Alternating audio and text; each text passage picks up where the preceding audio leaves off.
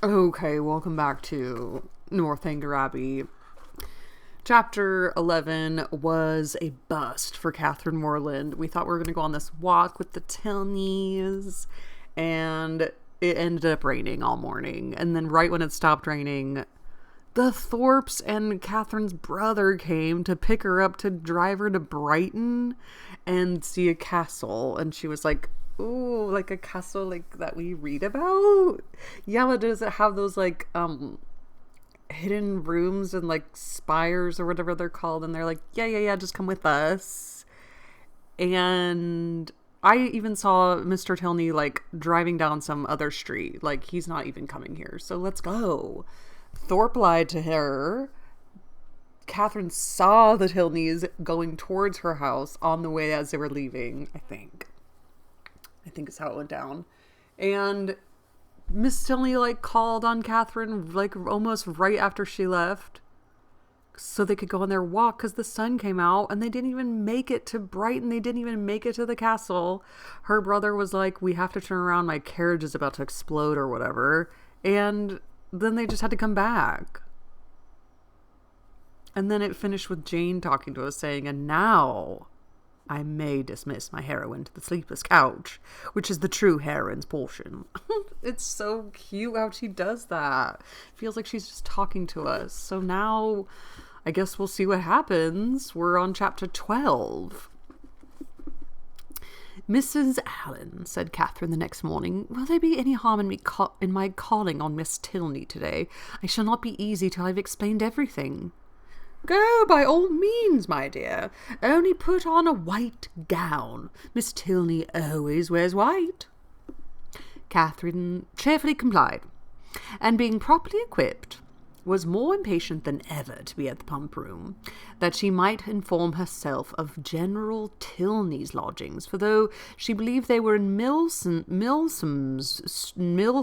Street, she was not certain of the house, and Mrs. Allen's wavering convictions only made it more doubtful. To Milsom Street she was directed, and having made herself perfect in the number, hastened away with eager steps and a beating heart to pay her visit, explain her conduct, and be forgiven. Tripping lightly through the churchyard, and resolutely turning away her eyes, that she might be obliged to see her beloved Isabella and her dear family, who she had reason to believe were in a shop hard by. She reached the house without any impediment, looked at the number, knocked at the door, and inquired for Miss Tilney. The man believed Miss Tilney to be at home, but was not quite certain. Would she be pleased to send up her name? Gave her card. In a few minutes the servant returned, and with a look which did not quite confirm his words, said he had been mistaken, for that Miss Tilney was walked out. Catherine, with a blush of mortification, left the house. She felt almost persuaded that Miss Tilney was at home, and too much offended to admit her, and as she retired down the street could not withhold one glance at the drawing-room windows in expectation of seeing her there. Ugh! But no one appeared at them. At the bottom of the street, however, she looked back again, and then not at a window, but issuing from the door, she saw Miss Tilney herself. She was followed by a gentleman, whom Catherine believed to be her father, and they turned up towards Edgar's building. Catherine, in deep mortification, proceeded on her way. She could almost be angry herself at such angry incivility, but she checked the resentful sensation. She remembered her own ignorance. She knew not how such an offence as hers might be classed by the laws of worldly politeness, to what degree of unforgivingness it might with property lead, nor to what rigours of rudeness in return it might justly make her amendable. Dejected and humbled, she had even some thoughts of not going with the others to the theatre that night, but it must be confessed that they were not of long continuance, for she soon recollected, in the first place, that she was without an excuse for staying at home, and in the second, that it was a place she wanted very much to see. To the theatre accordingly they went. No Tilneys appeared to plague her or please her. She feared that, amongst the many perfections of the family, a fondness for plays was not to be ranked. But perhaps it was because they were habituated to the finer performances of the London stage, which she knew, on Isabella's authority, rendered everything else of the kind quite horrid. She was not deceived in her own expectation of pleasure. The comedy was so well suspended her care that no one, observing her during the first four acts, oh my gosh, 4 acts, would have supposed that she had any wretchedness about her. On the beginning of the 5th, however, the sudden view of Mr. Henry Tilney and his father joining a party in the opposite box recalled her to anxiety and distress. Henry.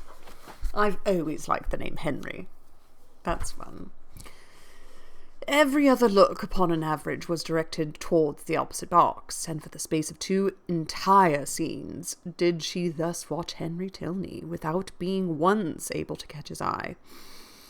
No longer could he be suspected of indifference for a play. His notice was never withdrawn from the stage during the 2 whole scenes. At length, however, he did look towards her, and he bowed. But such a bow! No smile, no continued observance attended it. His eyes were immediately returned to their former direction. Catherine was restlessly miserable. She could almost have run round the box in which he sat and forced him to hear her explanation. Oh my God. I love how in her head we are, because it's like what we all just do now is what like people had to just like self-preserve and not do. Ooh. Feelings rather natural than heroic possessed her. Instead of considering her own dignity injured by this ready condemnation, instead of proudly resolving in conscious innocence to show her resentment towards him who could harbour a doubt of it, to leave him to all the trouble of seeking an explanation, and to enlighten him on the past only by avoiding his sight or flirting with somebody else, she took to herself all the shame of misconduct, or at least of its appearance, and was only eager for an opportunity of explaining its cause. The play concluded, the curtain fell. Henry Tilney was no longer to be seen where he had hitherto sat, but his father remained, and perhaps he might be now coming round to their box. She was right. In a few minutes he appeared, and making his way through the then thinning rows, spoke with like calm politeness to Mrs. Allen and her friend. Not with such calmness was he answered by the latter. "Oh, Mr. Tilney, I've been quite wild to speak to you and make my apologies. You must have thought me so rude, but indeed it was not my fault. Was it, Mrs. Allen? Did not they tell me that Mr. Tilney and his sister were gone out in a phaeton together? And then what could I do? But I had 10,000 times rather have been with you. Now had not I, Mrs. Allen?" "My dear, you tumble my gown," was Mrs. Allen's reply. Her assurance, however, standing sole as it did, was not thrown away. It brought a more cordial, more natural smile into his countenance, and he replied in a tone which retained only a little affected reserve. "We were much obliged to you, at any rate, for wishing us a pleasant walk after our passing you in Argyle Street. You were so kind as to look back on purpose." "But indeed I did not wish you a pleasant walk. I never thought of such a thing. But I begged Mr. Thorpe so earnestly to stop. I called out to him as soon as ever I saw you. Now, Mrs. Allen did not. Oh, you were not there. But indeed I did. And if Mr. Thorpe would have only stopped, I would have jumped out and run after you." Okay, it's a little forward, huh? Is there a Henry in the world who could be insensible to such a declaration? Henry Tilney, at least, was not. With a yet sweeter smile, he said everything that need be said of his sister's concern, regret, and dependence on Catherine's honour. "Oh, do not say Miss Tilney was not angry," cried Catherine, "because I know she was, for she would not see me this morning when I called. I saw her walk out of the house the next minute after my leaving it. I was hurt, but I was not affronted. Perhaps you did not know I had been there."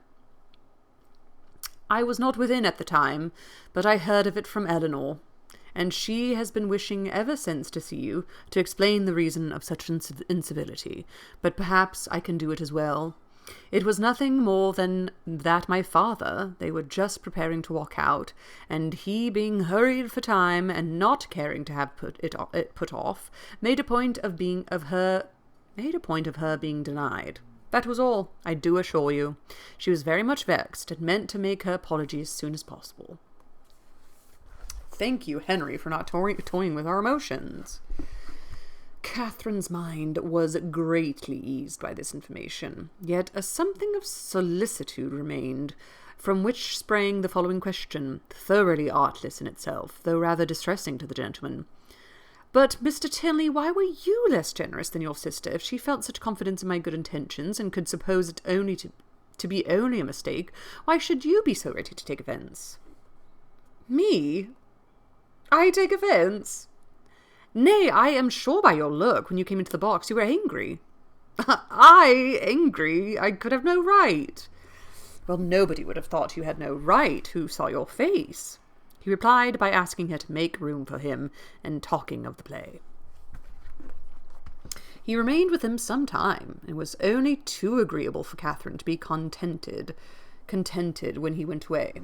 Before they parted, however, it was agreed that the projected walk should be taken as soon as possible, and, setting aside the misery of his quitting their box, she was, upon the whole, left one of the happiest creatures in the world. While talking to each other, she had observed with some surprise that John Thorpe, who was never in the same part of the house for 10 minutes together, was engaged in conversation with General Tilney, and she felt something more than surprise when she thought she could perceive herself the object of their attention and discourse. What could they have to say of her? She feared General Tilney did not like her appearance. She found it was implied in his preventing her admittance to his daughter, rather than postpone his own walk a few minutes. "How came Mr. Thorpe to know your father?" was her anxious inquiry, as she pointed them out to her companion. He knew nothing about it, but his father, like every military man, had a very large acquaintance. Mysterious. When the entertainment was over, Thorpe came to visit them in Getting Out. Catherine was the immediate object of his gallantry, and while they waited in the lobby for a chair, he prevented the inquiry which had travelled from her heart almost to the tip of her tongue by asking in a consequential manner whether she had seen him talking with General Tilney. It's just so beautiful. What did he just say? Where did it go? The tip of her tongue? He prevented the inquiry which travelled from her heart almost to the tip of her tongue. Love that. "He is a fine old fellow, upon my soul. Stout, active, looks as young as his son. I have a great regard for him, I assure you. A gentleman-like, good sort of fellow as ever lived." "But how came you to know him?" "Know him? There are few people much about town that I do not know. I have met him forever at the Bedford, and I knew his face again today the moment he came into the billiard-room. One of the best players we have, by the by, and we had a little touch together, though I was almost afraid of him at first. The odds were 5-4 against me, and if I had not made one of the cleanest strokes that perhaps ever was made in this world, I took his ball exactly. But I could not make you understand it without a table. However, I did beat him. A very fine fellow, as rich as a Jew. I should not like to dine with him. I dare say he gives famous dinners. Oh, no, I should like to dine with him. I should like to die with him, okay? I should like to dine with him. I dare say he gives famous dinners. But what do you think we have been talking of? You! Yes, by heavens! And the General thinks you the finest girl in Bath. Wow. Oh, nonsense! How can you say so? And what do you think I said? Well done, General, said I. I am quite of your mind. Here, Catherine, who was much less gratified by his admiration than General Tilney's, was not sorry to be called away by Mr. Allen. Thorpe, however, would see her to a chair, and till she entered it continued the same kind of delicate flattery, in spite of her entreating him to have done. That General Tilney, instead of disliking, should admire her, was very delightful, and she joyfully thought that there was not one of the family whom she need now fear to meet. The evening had done more, much more for her than could have been expected.